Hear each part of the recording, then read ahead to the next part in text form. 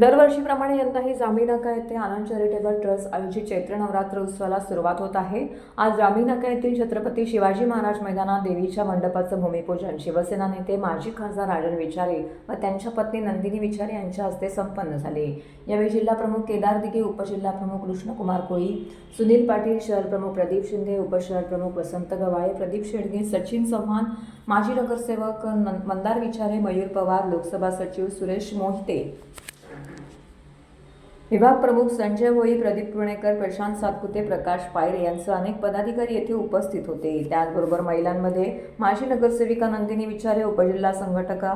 आकांक्षा राणे, उपशहर संघटक मंजिरी ढमाले, ज्योती कोळी, प्रमिला भांगे, विद्या कदम, राजेश्री सुर्वे यांसह अनेक महिला पदाधिकारी, युवती सेना नागरिक मोठ्या संख्येने येथे उपस्थित होते।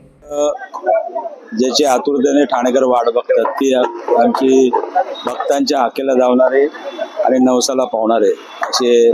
अंबे मातेचा उत्सव या ठिकाणी गुढीपाडव्याच्या दिवशी सुरू होणार आहे आणि गुढीपाडवा ते रामनवमी असा हा 9 दिवसाचा हा कार्यक्रम असणार आहे आणि या कार्यक्रमामध्ये सर्व जाती धर्माच्या लोकांना एकत्र करून हा उत्सव आम्ही गेली 29 वर्ष या ठिकाणी साजरे करतो आणि खऱ्या अर्थाने तुम्ही जर बघितलं असेल तर ठाणेकर या उत्सवाची वाट बघत असतात। यावेळेला गणपतीपुळ्याचं मंदिर आहे, हा देखावा या ठिकाणी आपण करतोय आणि त्याची उपयोग या ठिकाणी प्रतिकृती या ठिकाणी साकारली जाणार आहे।